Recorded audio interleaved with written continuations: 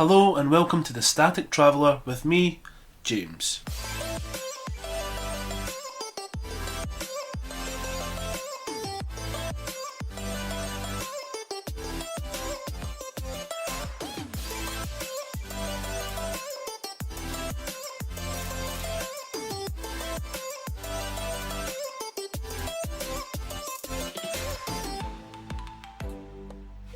Hello and welcome to the first official episode of the Static Traveller. So, the podcast where I speak to travellers of the past and the present and let them tell you, in their own words, about the adventures or their adventures throughout this amazing world. So, let's dive right in and meet our very first guest of the Static Traveller. Now, today's guest was in the Navy for 24 years. He's now retired and he has literally travelled around the world from Europe, Asia, the Middle East, and Northern Africa. So, Scott, hello, can you hear me? Yes, sir. Perfect. So, I've just given you a wee introduction there, as you just heard. So, why don't you tell everyone that's listening a little bit about yourself, and maybe you could go into a bit more detail than I just have there. Okay. So I'm originally from the United States in Nebraska. If I don't know whether you guys are as bad at geography as we are out here for other countries, but that's basically right smack dab in the middle of the United States. So, is Nebraska? Is that cold? When I think of Nebraska, I think it's really cold. Yes, winter. There are definitely 4 seasons out there. Lots of snow. We lived 4 hours from the Rocky Mountains where I grew up, which meant we got 4 times worse weather than the Rocky Mountains got. So, but I grew up on a farm out there until a long story, but ended up joining the Navy when I was 18. Got immediately stationed. My first duty station after I'd went through the technical schools for the Navy was in Italy. Okay. Town called Gaeta. When I was there, we bounced around a lot of different places. Some of them were pretty nice considering we were the flagship for the Navy in the Mediterranean. So we got to go to some ports that no other ships got to go to because we had the Admiral. So you're feeling pretty lucky there then? Oh, yeah, absolutely. Got to see some beautiful, awesome places. Bounced around while I was in the Navy. I had a little accident in Italy, broke my neck, transferred back to the States, got it fixed. So how did that happen? Actually, it was cliff diving in Italy. I hit the bottom while doing that. There's a nice cliff out there in Gaeta. I highly suggest you don't go dive off of it.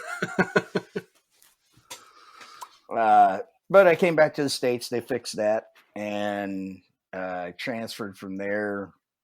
Did some time on another ship based out of Norfolk, Virginia for about 5 years, where we did one Persian Gulf cruise where we hit, I think, one port on the way to the Persian Gulf and then 1 or 2 on the way back. Transferred from there, went to Pennsylvania, where I was a recruiter for a while, and got married while I was there. Took orders to a ship that was in Hawaii.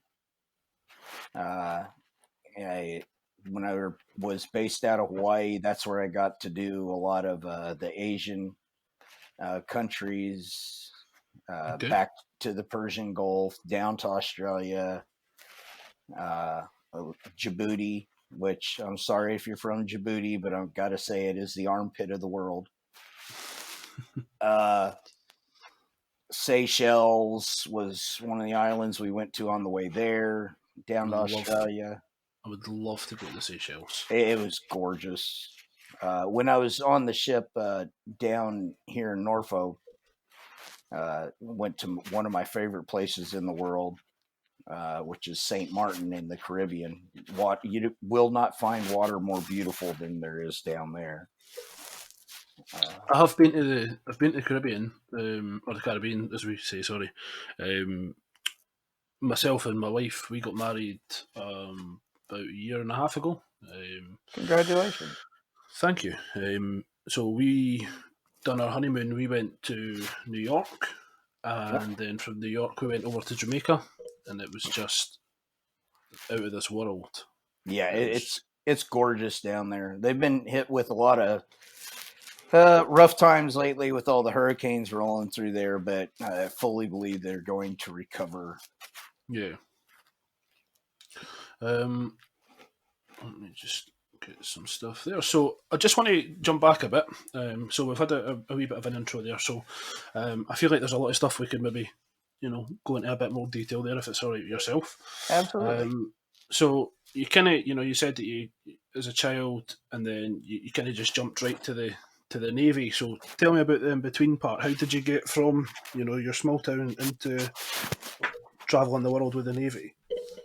So like I said, I grew up on the farm. My mother's side of the family was from Northern California. My dad's Hmm. side of the family is all from Nebraska. He was a farmer by trade. Grew up on the farm. What kind of So farm was it? we had cattle, pigs. We did wheat, dryland corn, and soybeans primarily Hmm. on our farm. So we were the small guys on the block. I think we were 1,200 acres, maybe. So the next closest to us was probably about 2,500 acres, Well, uh, but we did a lot of farming. Come, but towards when I was about 16, 17, we actually lost our farm. Took a real hard hit with a storm that came through, wiped out the crops, couldn't pay the bank notes, so we lost our farm. Moved so into town. I got to in that time growing up. About every other year, every 3 years, we would drive out to California. My dad didn't like to fly, so we'd drive. Uh, and so I hit pretty much all the states from Nebraska all the way to the west coast of California. wow. So So, what about holidays? So, what was the first holiday you can remember? so I'm assuming that your version of holiday is our version of vacation. Yes, yes. See, I pick up on things. Uh, I really don't know.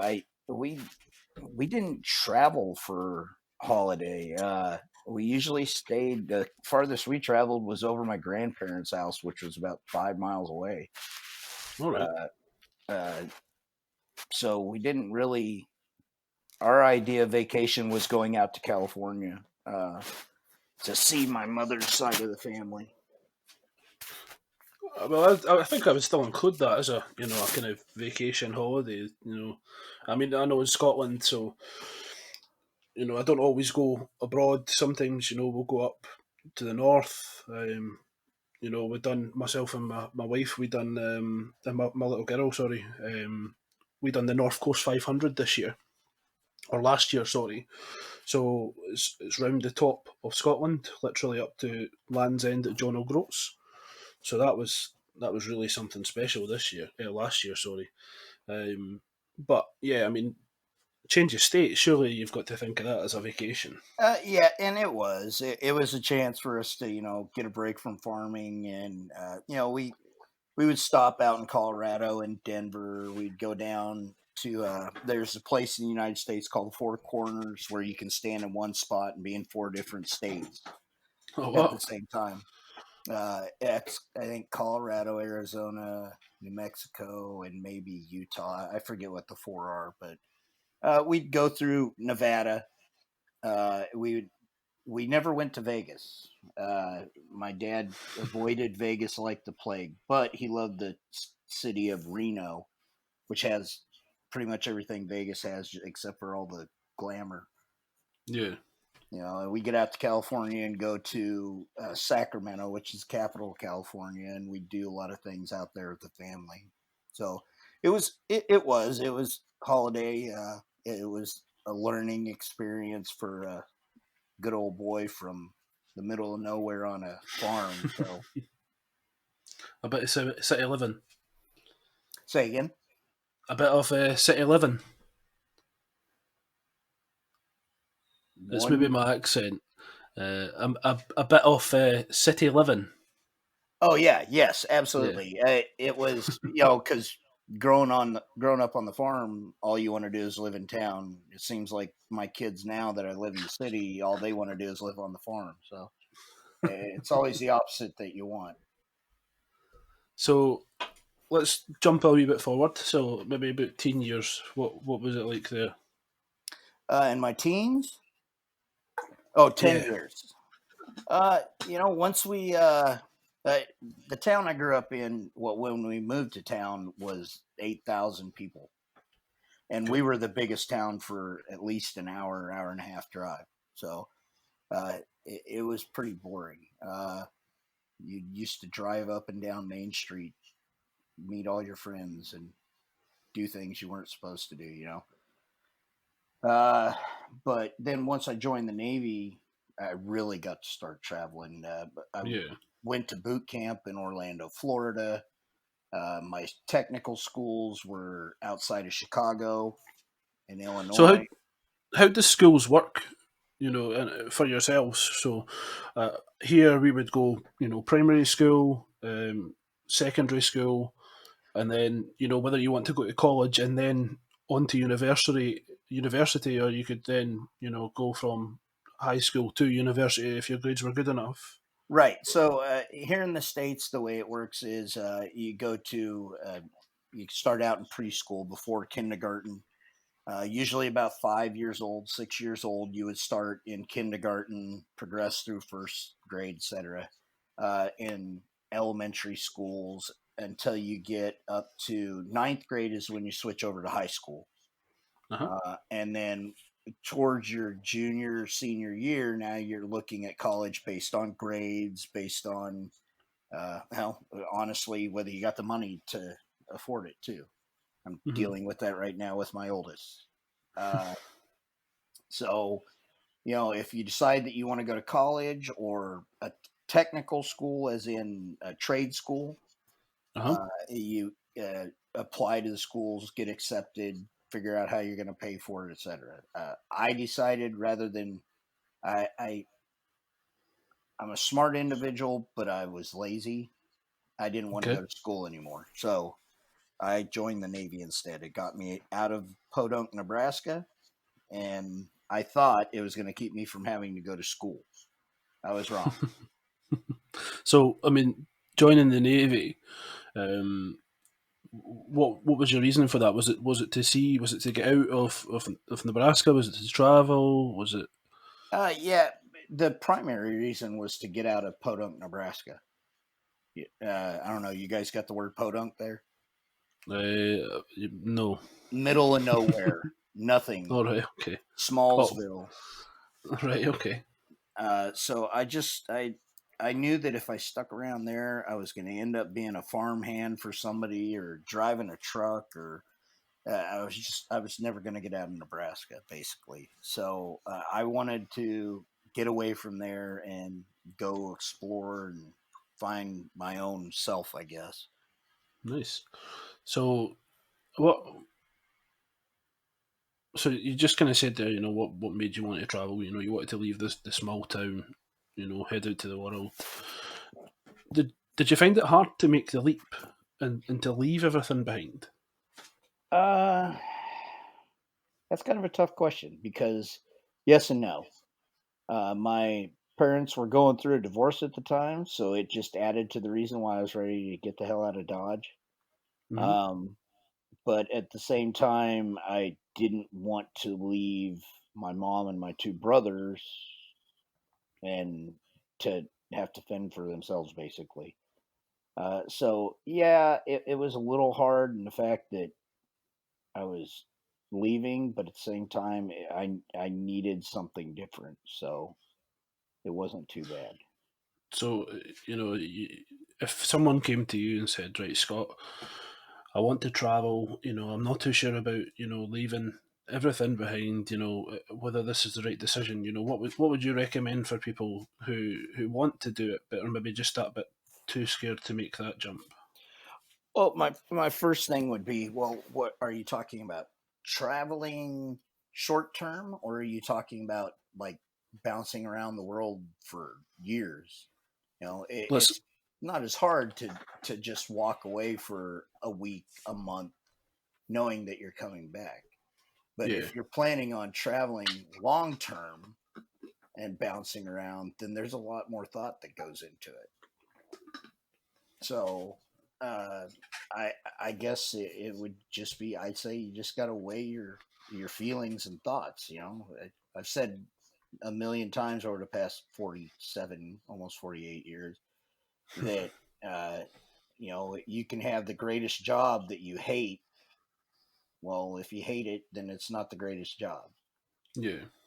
So sometimes there comes a point that you have to make a decision based on what you want, not necessarily what is the best looking option, but what helps you the best. Yeah. Brilliant. So when you initially left home, how did you feel? You're left the small town. You're now in the navy. You're traveling all over the world. I mean, it must have been a mixed bag of emotions there. Uh, yeah, actually, I it was primarily excitement. So you have to remember that being for me being from the middle of the United States, being with no real outside knowledge of the world other than what they taught me in high school. There was some trepidation going to some of these foreign countries. I had preconceived thoughts about the type of people that was there. 98% of those were debunked, I would say. Mhm. Uh, I and so kind of touchy subject, but I grew up in Nebraska, and I didn't know where I grew up at. I didn't know stuff like racism. I had Mhm. never been exposed to it. And being in the military and going to different cities within the United States, I started learning these things. So I started learning a lot about these different areas and different things fairly quickly, and it's a lot to take in, all while trying to learn your job, brand new job, and meet your requirements for being in the military. Yeah. So there was excitement in going to these foreign countries. Part of it was, you know, think of yourself as being on a cruise where you have to work on the ship, right? So pulling in someplace was always a positive. It didn't really matter where it was because it meant you got to get out of work for a while and go do something. And then we went to Djibouti and that changed. But uh, it's definitely you start looking forward to the next new thing the more you travel, I think. And the things that you hear about that are so awesome and cool to somebody may not be an awesome and cool thing to you. Mhm. So we'd spoken a wee bit, just before we went live. Um, you were in the Navy for 24 years, so you have, as you said, travelled around the world. Um, how I know I said about 24 years, so I mean, how long were you travelling for? I've never done the math, and I keep saying I'm going to. I don't know if you are into tattoos or and whatnot, but a lot of tattoos have naval nautical backgrounds. Stuff like if you see a person with a sparrow tattooed, Uh that's huh. the origination of that was a nautical thing. It was for a certain sailor once he had traveled a certain amount of miles, got a sparrow. All right. And there's North Star or a compass was a naval one that was always to be able to guide you home. Uh, Pig and a chicken on tattooed on the feet was supposedly was because they're the only animals that can't swim that were shipped around the world, so they would put them in crates so they floated if the ship sank. And uh, if you tattooed them on your feet, then you would never drown. So there was all kinds of things like that. And I keep saying I've got a bunch of tattoos, and I keep saying I've got to look into that so that I can get my art on my body updated to the proper stuff. But I made, oh, I consider my first ship in Italy. That was 6 months basically of being deployed. My second Uh-huh. ship, I did 2 6-month deployments. That's a year and a half. Uh, So when you first done you done your first deployment, so where did where were you posted first? Was it Italy? You said. yeah, Gaeta, Italy. Uh, when I was there, we bounced around the Mediterranean, Greece. We went to Kos and Corfu, Greece. I think we went to Rhodes. We went So what? to Turkey, etc. Uh-huh. So what when you got to Italy, what did you just leave straight away and hit the water, or did you Uh, spend some time there? Or? yeah, I didn't really. I thought I was going to be there for at least 4 years. So doing the touristy, going to Rome and stuff like that wasn't high on my list. I did like 3 weeks after getting there. I did go on a ski trip to the Alps that the Navy organized, and we went and did. But really, that was the only touristy thing that I did because I thought I was going to be there for 3 4 years and have plenty of time to get up to Rome. And then I had my accident and had to leave. So was that the accident? Was that something you did in your spare time when it happened, or was it part of a drill? Or Yeah, no, it was in leisure time. We got back from being gone for a month, went down to the beach that we always went to, and decided to go jump off the cliff that we always jumped off of, and found out a little too late that while we were gone there was a big nasty storm that shifted the water. 35 oh, foot cliff, 15 foot of water became a 35-foot cliff, 7 foot of water. So oh. So were you the first one to jump then? actually, I was the second one, but the first guy went feet first. I went head first. Oh, okay.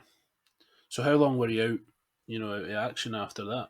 The Navy put me on limited duty for 6 months. They flew me back to the States to Bethesda, Maryland, where they fixed me, Okay. uh, and then put me on limited duty for 6 months. And I was in Washington, D.C. pretty much for that whole time.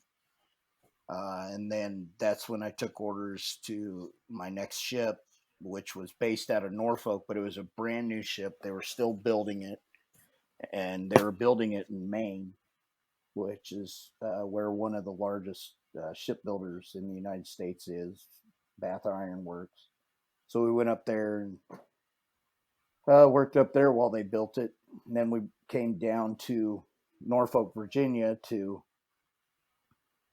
be on the ship, and we all of our workups for deployment and our testing, et cetera, happened down in the Caribbean. So So once you've flew back home, you spent a bit of time in Italy. You've had your your horrible. Well, I say horrible, but your dreadful accident. Where you've came back. The Navy have spent some time with you. sorry, No, that's okay. computer just lost its mind. After I got back from Italy, what were you saying? Sorry, yeah. So you've had your accident in Italy. Yes. You've came back to America, back to the States. You spent a bit of time there, recovering. So what was the next step from there? That was after I had recovered and I was fit for full duty. They offered me orders. Actually, I kind of wrote my orders because I was working where they issue orders from. Uh, and that's where I took the orders to the ship that I went to. It was the USS Laboon. It was a guided missile destroyer, brand new ship, only the seventh one of its type, and that's what they were building up in Maine. And that's where I started working on that. So my primary job in the Navy was a missile technician, I guess would be the best way of putting it. My job was called gunner's mate. And so Okay. I dealt with small arms and specifically missile system that we use, which was a brand new missile system at the time. Hmm. We also have gun type gunner's mates who do the big guns and whatnot, but I was a missile guy. Nice. So I'm guessing you won't be able to tell us too much about that. But No, there's not much. I mean, yeah, there's stuff not going to talk about, but it was a missile system that launched missiles vertically. All the systems before it primarily had launched horizontally. The missiles handled Tomahawks, it handled surface to air missiles, so surface to surface missiles, uh, even surface to subsurface. So a different type of rocket that we use. But we was on the ship, and we when 95, I think it was, when Desert Strike happened. mhm. We were the first Arleigh Burke destroyer that got to fire a tomahawk at somebody, so that was kind of a pride thing. Okay. But yeah, the Brilliant. second deployment I made on that ship was we called it a smooth cruise.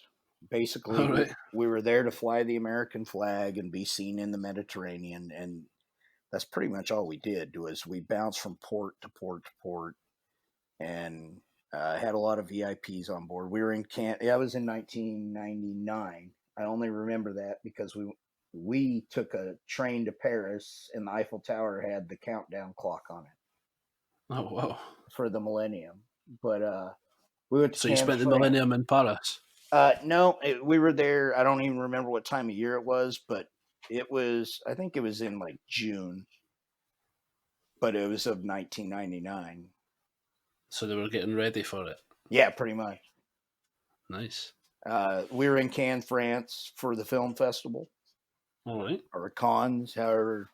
Still don't know the right way to say that. The what? What's that? Oh, sorry, I didn't quite catch what you said there. Sorry. I don't know whether it's pronounced Cannes or Cannes, France. Well, I still haven't figured that one out. But we were You can there do that for for the the film both of festival.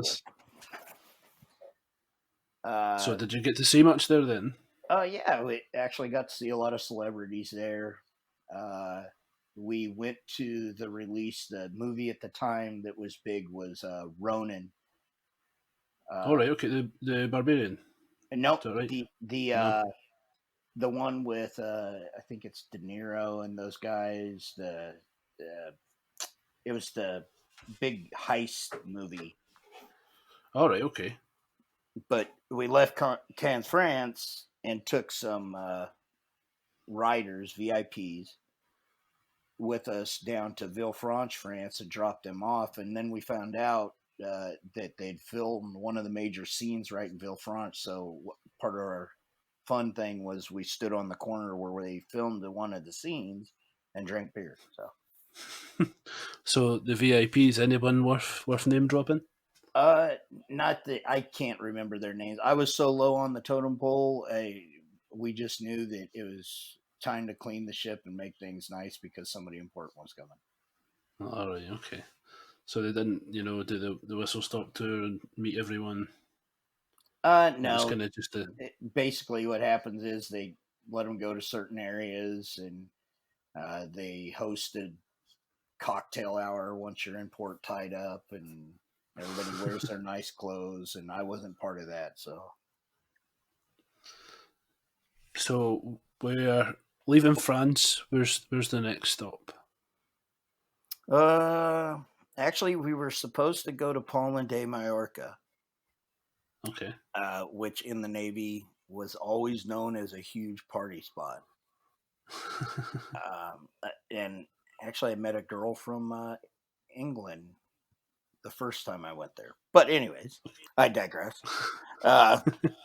So everybody was looking forward to going to Palma because it was considered the party spot at the time. And I remember specifically, we were all sitting around, and the captain came over the announcement system, and he said he had some bad news and some good news. And he said, the bad news is I've canceled Palma. And you could literally hear 300 people on the ship going, oh my God. And he says, but everybody calm down. We're not going there because there's going to be a couple other ships there, and it's not a very big island. So I've scheduled us to go to man, I cannot think of the name of it, but it's the party place now in the Med. Uh, Um, let's think. Was it the one you just said there, Mallorca? no, it's down by Palma. It's where everybody goes nowadays over there, where all the big parties and the DJ things happen, and it's I think it's an island that's down there, and I cannot think of the name of it. I know that the area that with all the clubs was called San Antonio. All right. Okay. So it'll be. Sorry, I wish I could think of it. Ibiza. Ibiza, yes. Yeah. He said, so I canceled Palma, but we're going to Ibiza, and everybody's like, Ibiza? What's Ibiza? Never even heard of it before. So we pulled into Ibiza, and I did what I did a lot of times. I would volunteer to take duty or work the first day in port because I'd let everybody else go out and find the good spots. All right. Okay. And people were coming back to the ship and like, oh, this place stinks. This sucks. There's nothing good here. Blah blah blah blah blah. And the next day, as I was getting ready to leave the ship to go out in town, a couple of guys came running down the pier and they're like, "We found it! We found it!" We're like, "What are you talking about?" They're like, "Dude, go out here, ask the cab to take you to where the clubs are. They'll do it for free because the clubs were paying the cabs to bring you to San Antonio." Okay. So you'd take the cab over to San Antonio, you get there, and that's where all the bars were. It's the first time I ever went to a foam party. All right. And So it was definitely the happening spot. so is this post millennium now? No, this is still before. Okay. Still in '99. So what age are you at this point? Uh, ooh, '99. I was 27. All right. Okay. So my age now. So what what was your aim there? Were you just out to party, have a bit of fun? So it's You know. interesting. What we did a lot was we always, it all depends on the people that you're with. Yeah. Different people have different wants of what they want to do, but the group that I hung out with, we always set aside at least one day in a new port to go and explore. So we would try and rent a car, drive around, see the sights, go hit up the hot spots, this, that, the other, and then go the next at night, go out to the party scene. And hopefully you didn't imbibe in too many spirits and you were able to get up and move the next day so you could go explore more. So when you when you were in port, were you still staying on the ship, or were you staying off the ship? Or It depended on the port, what the security environment was.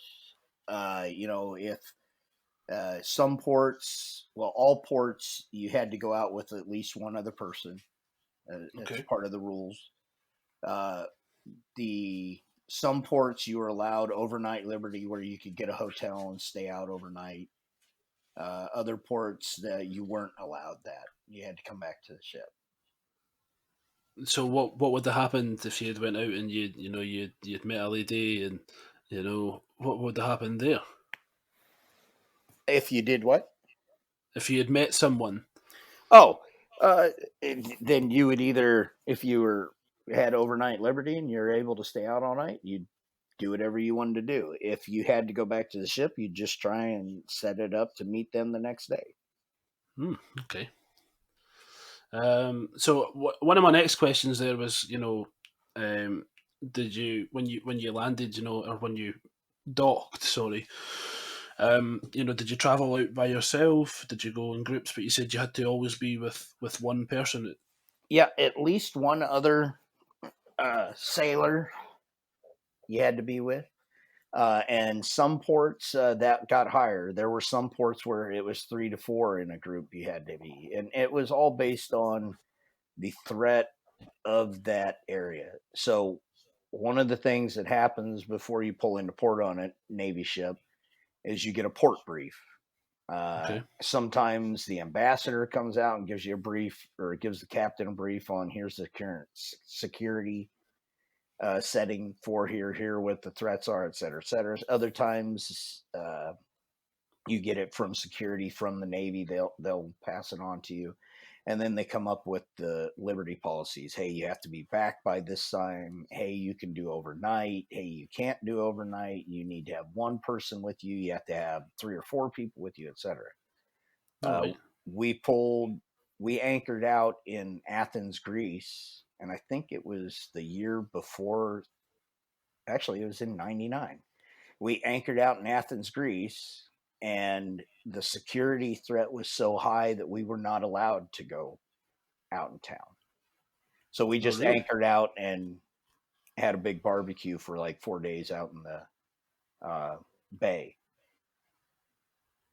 So So did you ever try and and sneak out kind of thing, or was it you did what you were told and Oh that no. was I mean, you get out in town and they have places that are off limits. uh, You can't go to this place. Maybe the security's high in that place. The threat is, or maybe it has rather nefarious bad people doing illegal bad things. And of hmm, course, being a sailor, that's the first place you want to go. You just can't get caught. okay. Um, so out outside of the traveling in the navy, what other passions did you have? When you were out and about. So in the Navy, it's funny when I retired, my wife was ex-wife now was making fun of me because uh, I was so worried about retiring. I said, "Listen, I've been doing this for more than half my life. Imagine halfway through your life, somebody says you have to change jobs. You can't do this anymore and Hmm. start over." One of the things that I did pick up in 2005 is I do woodworking. All right. So that's my primary hobby that I have. I have a motorcycle. Just got a new one not long ago, actually. So that's Nice. nice to get out and ride and relieve some stress. But I do a lot of woodworking. If it's made out of wood and it's in my house, I probably made it. So So you just make everything, or do you make specialist things, or? I dabble in a little bit of everything. I made the guy who got me into woodworking tore down an old barn and gave me the wood so that I could make my spouse a farm table. So I made her a farm table out of 200-year-old barn wood. Wow. I've made a couple of coffee tables out of slab wood. I've made some entertainment centers. Do you Uh, just do you just do it for like hobby, or do you sell any of your stuff? Or uh, Primarily as a hobby, I have sold a couple of things. I sold a couple of tables, uh, and actually, somebody wants me to make them a coffee table. The biggest problem I run into is because I don't do it as a business. Most of the yeah, people who ask me to make things are friends, and then it becomes hard to price something because I don't want to overprice it, but I still have to make it worth doing. you're well, yeah.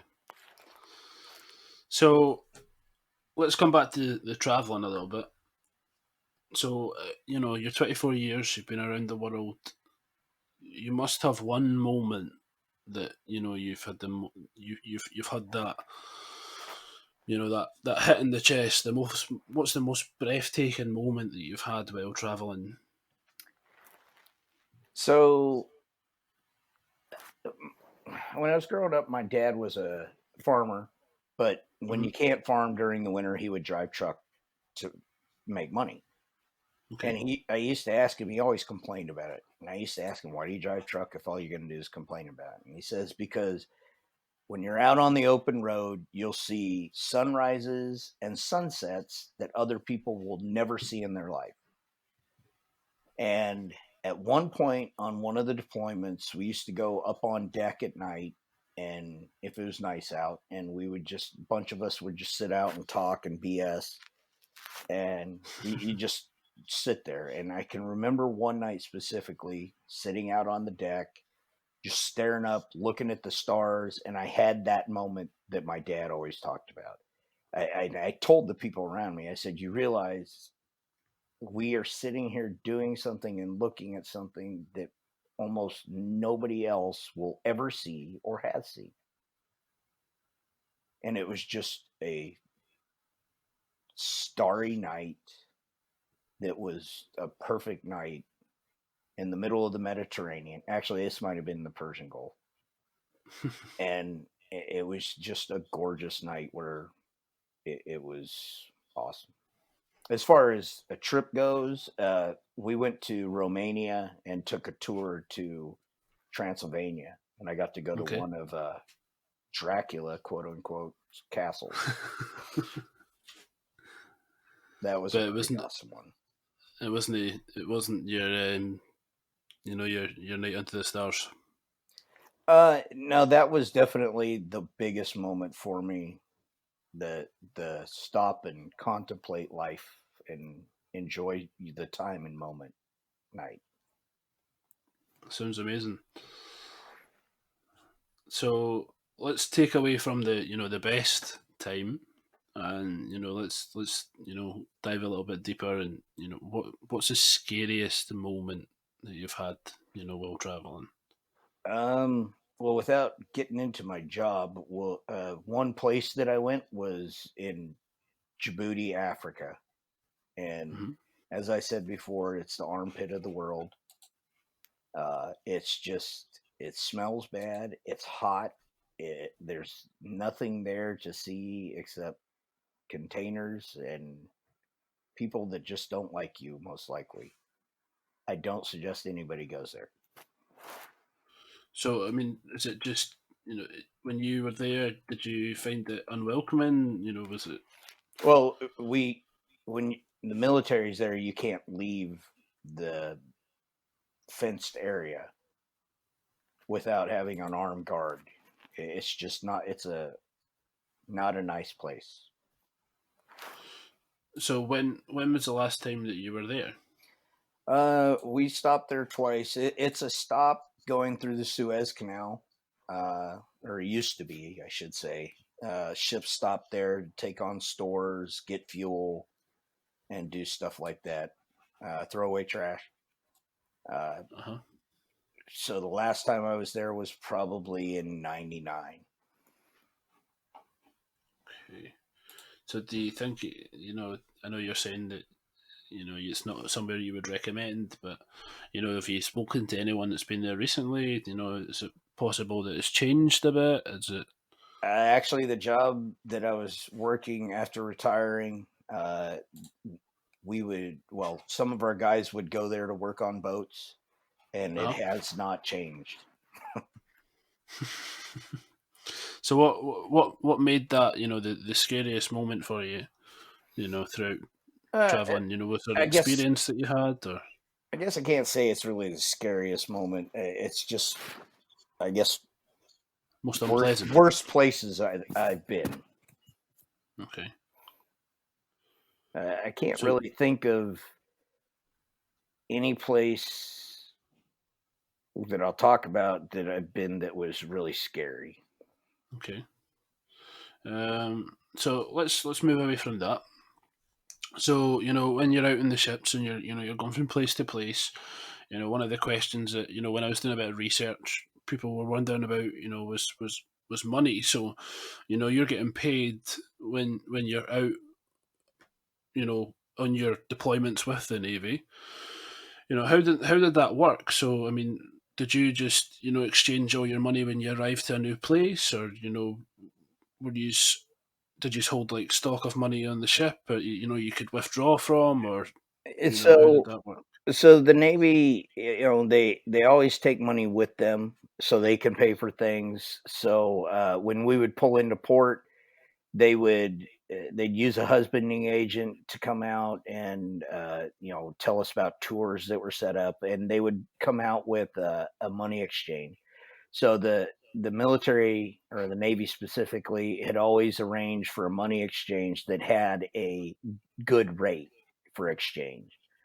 The biggest thing we'd run into is if you get out in town, you run out of the local money, you kind of get screwed trading your money, exchanging it for local money. Yeah. Or even worse, you use American money and you really get messed over because you can't do the math in your head of the exchange rate.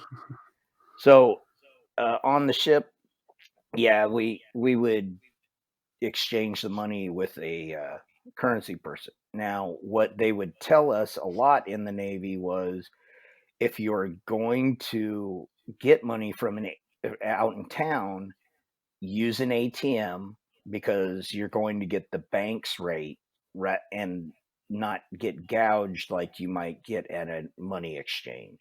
Yeah. So to either go to a bank and exchange your money or use an ATM in town to pull out money. Now, be careful when you do that because you may think that you're pulling out what's your guys' currency over there? We are on the British pound. Okay, so if and I don't know what the numbers are for the pound versus American money, but let's say the pound is worth, 500 American dollars is, let's just say, 1,000 pounds. So I think I'm pulling out $500, but it's in pounds, and I pull out 500 pounds. And so you have to be careful of how you pull that money out, what you do with it. The other problem is that I've found is you need to watch your surroundings anytime you're at those ATMs using it, because depending on where you are, there are always crappy people in the world. Somebody may be standing back waiting for you to pull out a large amount of cash and then do bad things to get your money. Okay. But so depending on the port that we would go to, like if you go to Turkey is a very bartering type system, right? You go to the markets and whatnot, you're expected to barter with them for items that you may want. So I never used my card at the markets because it's just not the smart thing to do. You never know who's going to end up with your card. Yeah. But you walk in there, you would leave the ship with $100 in your pocket, a couple of Zippo lighters, a ball cap, this, that, the other, and you'd come back with a ton of stuff that was really cool, but is probably only worth about $10.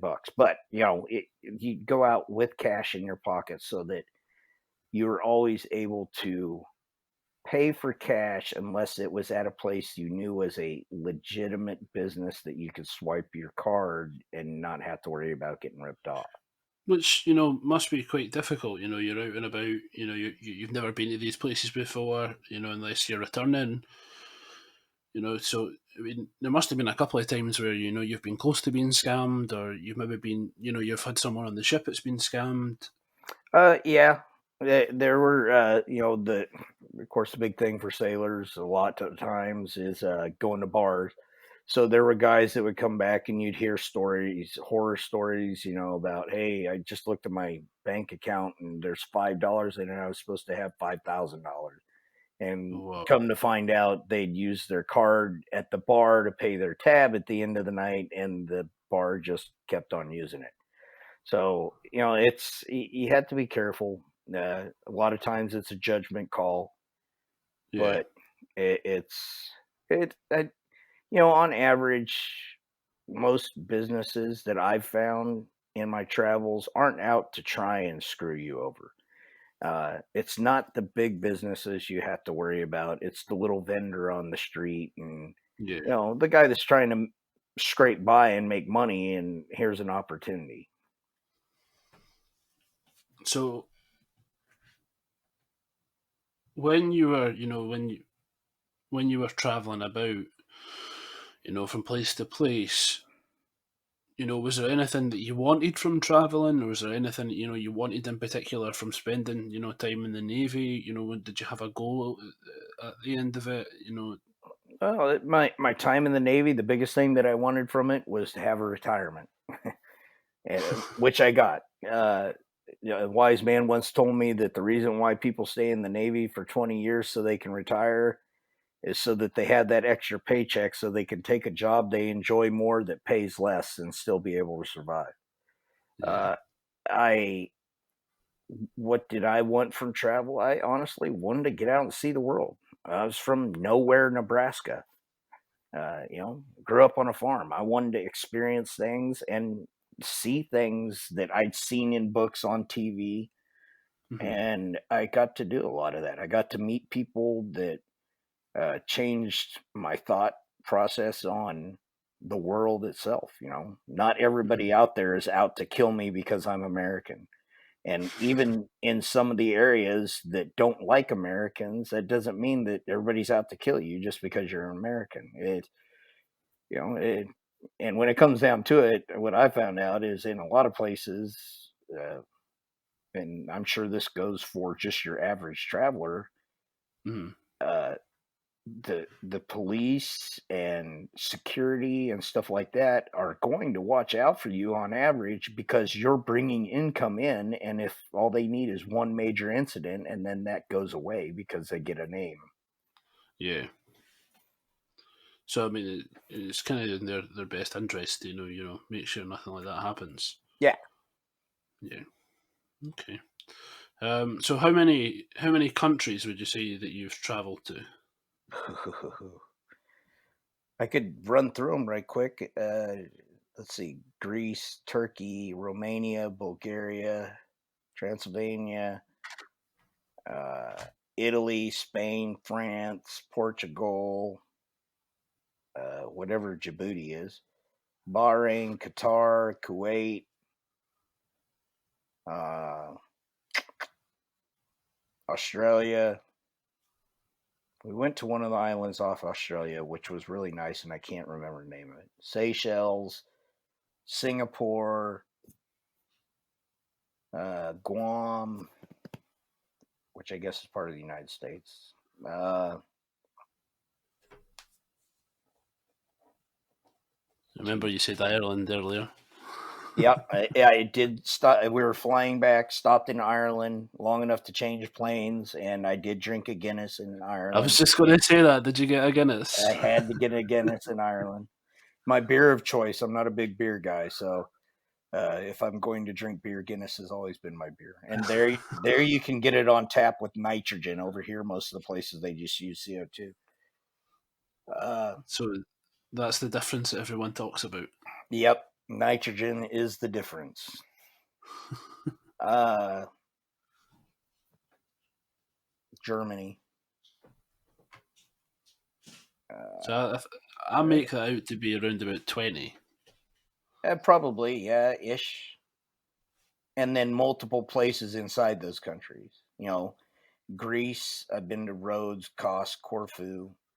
Italy. I've been to Sicily. I've been to Naples. I've been to Gaeta, uh, and someplace else. France. I've been to Villefranche, Paris, Toulon. I was supposed to go to Barcelona for the Olympics, but that was when Uh-huh. I broke my neck, and I was in the States watching the ship in the harbor on the TV. Kind So of, so you could have had your 15 minutes of fame there. yeah, yeah. I did go to Monaco. Nice. We were there, I think, a week and a half before the Grand Prix. They had the course set up, but there weren't any cars racing. I found I was only 20 at the time, and they wouldn't let me into the casino because I wasn't 21. I didn't like that. I was like, "This is Europe. I didn't think you guys had age limits on things like drinking or gambling." They're like, "Yes, we do." I was like, "Okay, fine." Um, Oh yeah, of course, because it's 21 in America. So when you come over here, at that younger age, right, it would have right, been open to you to have that drink, and yeah, it must have been exactly. quite difficult when you go back home. If you've been out partying, you've had a drink, in the boat. Yeah, You get back home and you can't get a drink or anything anywhere. yep, and that's part of the big argument right now is that you're old enough to go to war, serve your country at 18, even 17, but you're not old enough to go drink beer.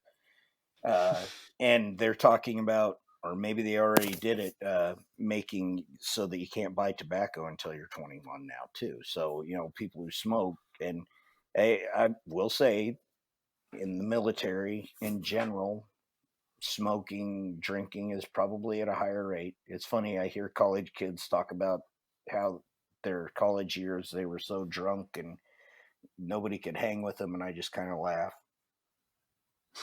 But and on United States Navy ships, we don't allow alcohol.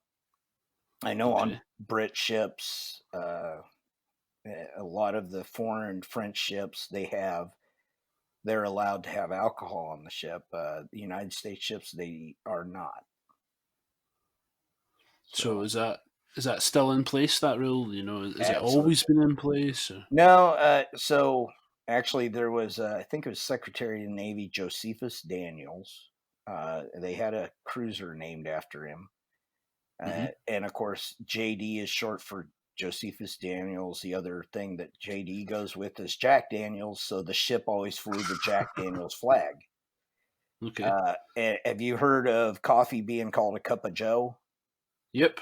That comes from Josephus Daniels because he outlawed alcohol on naval ships. So the strongest thing you could get was a Was cup of coffee. coffee. So it became a cup of Joe. So did you ever try and sneak a bit on Oh, the? yeah. All the time. Did you just get away with it? Oh, yeah. Yeah. So what would happen? What kind of thing would happen if you got caught? Oh, if you got caught, you get in trouble. They could bust you down in rank. They could restrict you to the ship, not allow you to go out when you're in port. Even when you come back home, they could keep you on the ship.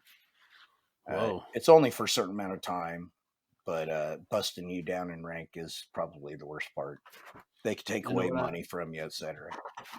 when I think about getting a punishment in the navy, that kind of thing, I just think of like, oh, we're going to make you clean the decks and do 1,000 sit-ups, kind of thing. No, Yeah, you I do don't that. really You clean anyways. That's not a punishment. That's just normal. We used to for say we me. were the highest paid janitors in the world. So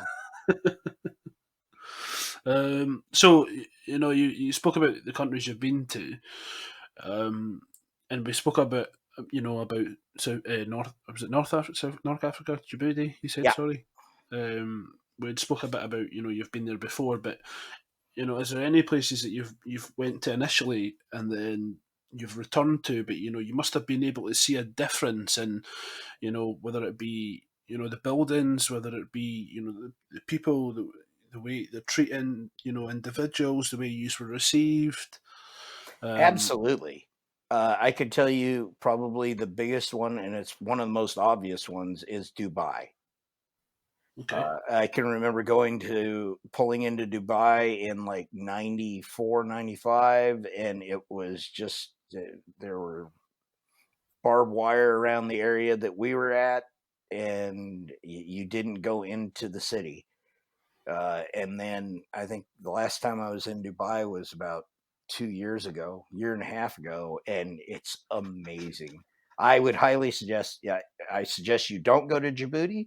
If you get the chance, I suggest you do go to Dubai. It's an amazing experience, and it's a good chance to get a piece of Arabic culture without being overwhelmed by it. so when the first time you went there, what was it like? You pulled into port. Uh, You it know, what, it was hot and there was nothing there. And the last time I went there, it what's the best way to put it? I guess would be it has grown in leaps and bounds, and it rivals any other major city in the world, well, both so that's both in size, technology. It really is an awesome place. so. How far apart was your journeys there? Did you say, sorry? Um, so the first time I went there was in like 94, 95. Okay. And the last time I went there was like a year and a half, 2 years ago.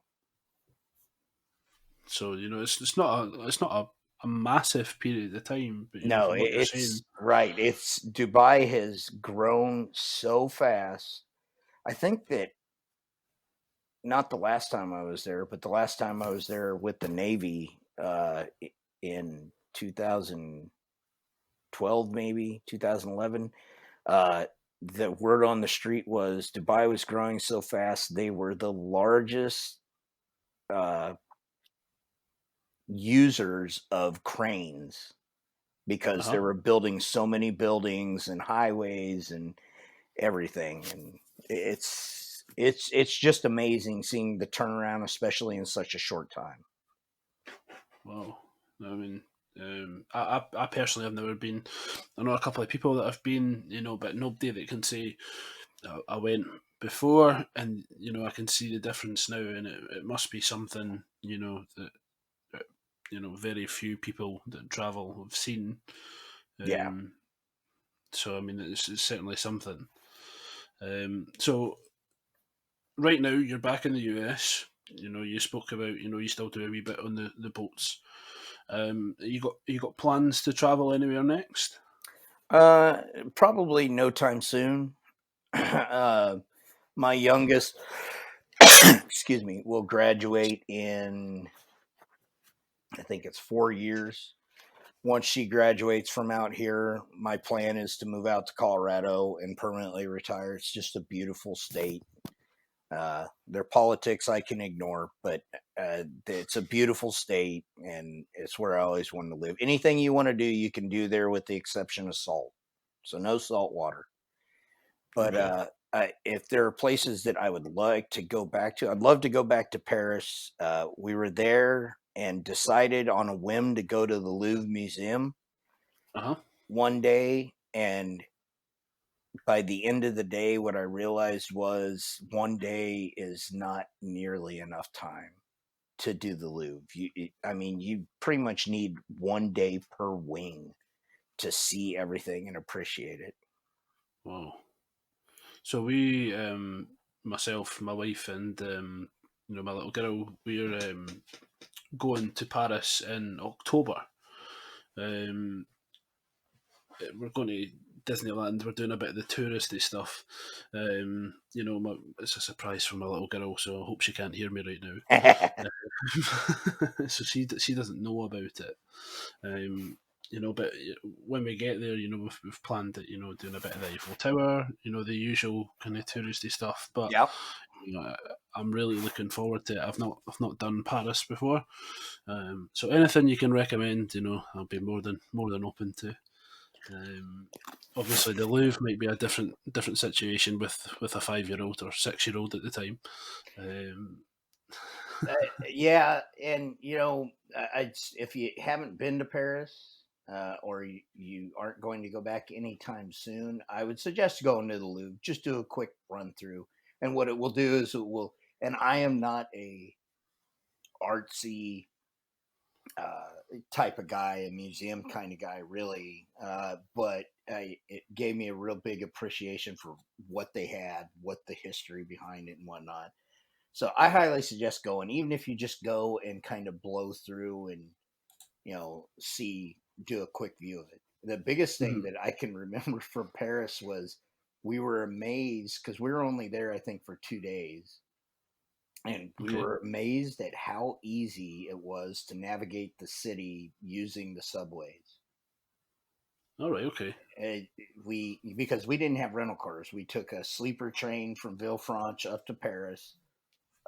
We stayed in a hotel for 2 nights, and then we took a bullet train back. But it rather than using taxis to get everywhere, we saved a ton of money. We just bought a pass for the subway, and you could figure everything out by just looking at the signs for the subway. So it's really easy to get around. And as an American, hearing a lot of the preconceived notions of Paris and the way French people take Americans, this, that, the other.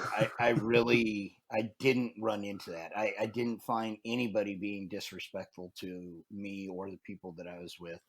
Everybody was friendly, and that's pretty Okay. much just about everywhere I went. But it really changed my mindset on how foreigners, specifically those in uh, Paris were.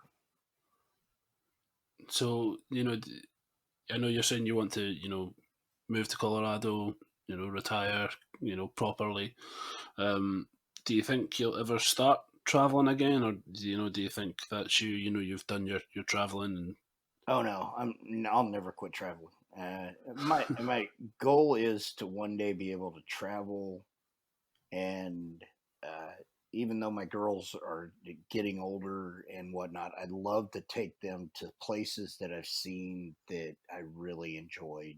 The St. Martin's, the Halifax, Nova Scotia, Paris, Dubai, places like that. Even yeah. Bulgaria. God, Bulgaria was awesome too.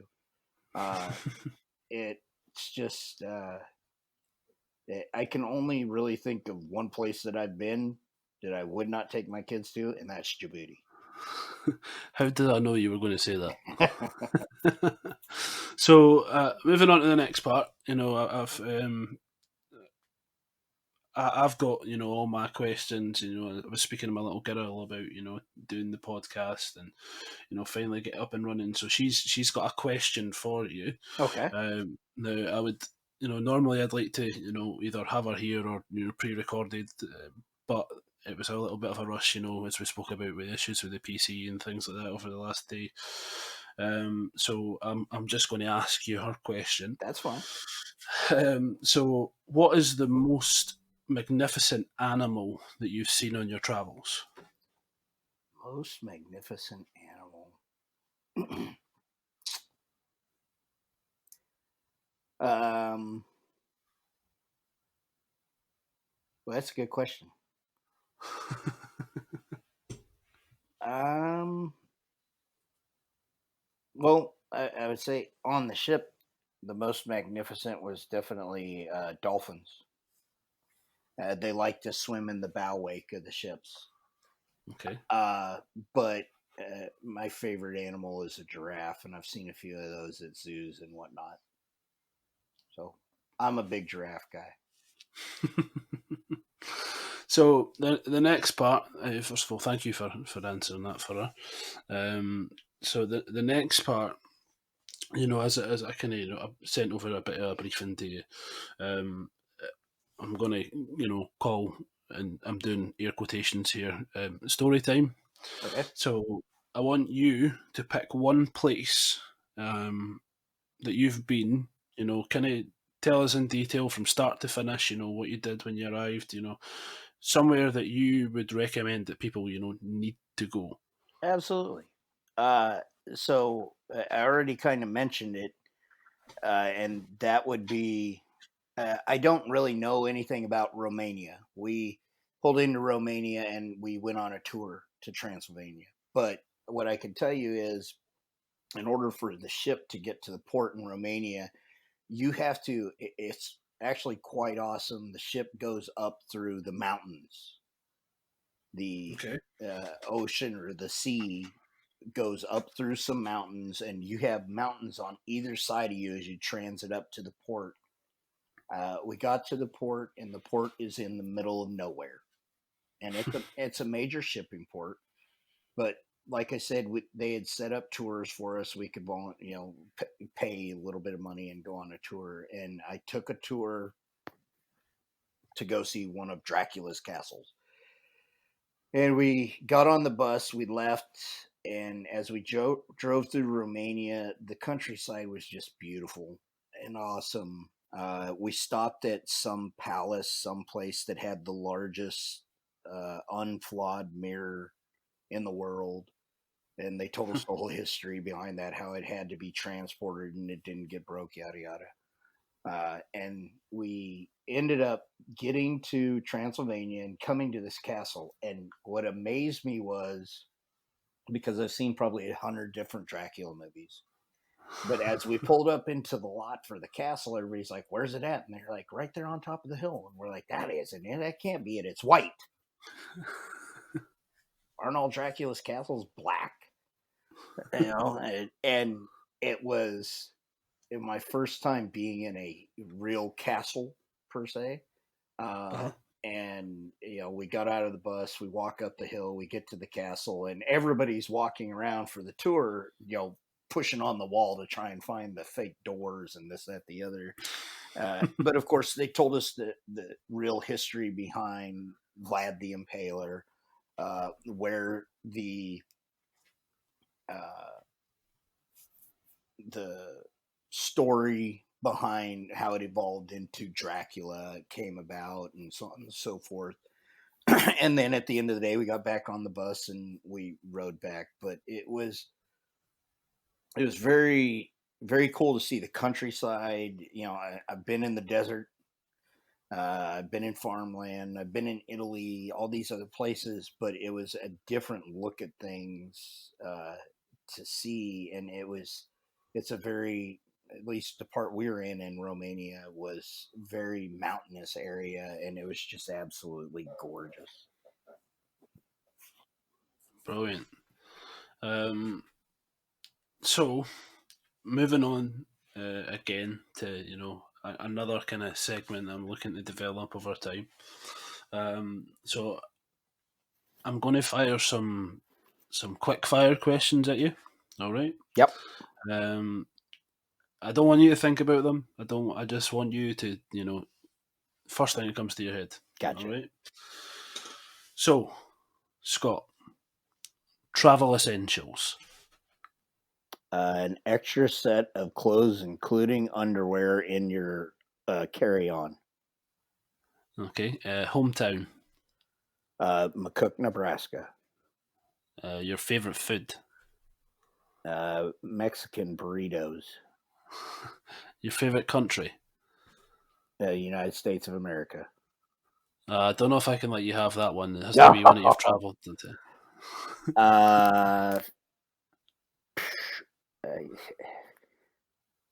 I would have to. Well, that I've traveled to, or I want to go to. Traveled to. Travel to. Probably Bulgaria. Okay. The best way to relax when traveling. Sure you want that answer? Booze. Okay. Your favorite song and artist? Slipknot, Psychosocial. Okay. Favorite drink? Crown Royal. Favorite movie? Heat. Favorite TV show or season? Ooh, tough one. Time's a ticking. Quick fire. The Ranch. The Ranch. Okay. And can you speak any other languages? I can order beer in quite a few different languages. I can say no hablo sprechen Sie Francais. And that's about it. I know Pig Latin. Okay. So that's pretty much it for my questions. Really, I just want to thank you for coming on the show today, or the podcast, for being the first guest on the Static Traveller. If you do you have any Twitter handles, any YouTube channels, social media outlets that you want to share with the guys today? I don't. I'm really technically not inclined. My kids give me guff about it constantly. They're on the Twittergram or whatever it is, and I don't know anything about that. Well, again, as I say, I just want to thank you for coming on and spending this time with me today. I know there's a bit of a time difference, and I appreciate you finished work a bit early today, so it would really help me out at my end, especially because I'm working tomorrow morning. So again, thank you for coming on. I just want to remember all the listeners to subscribe to the podcast, to like the Facebook page and the Instagram account. The links will be all in the description below. I would say along with any links of Scott's, but again, he's a bit of a technophobe, as he self-proclaimed there. He doesn't really have any of that thing. Again, if you want to feature on the Static Traveller, please get in touch by sending me a private message on the Static Travellers Facebook page or the Instagram account. But until then, you keep travelling and I'll stay static. Thank you very much.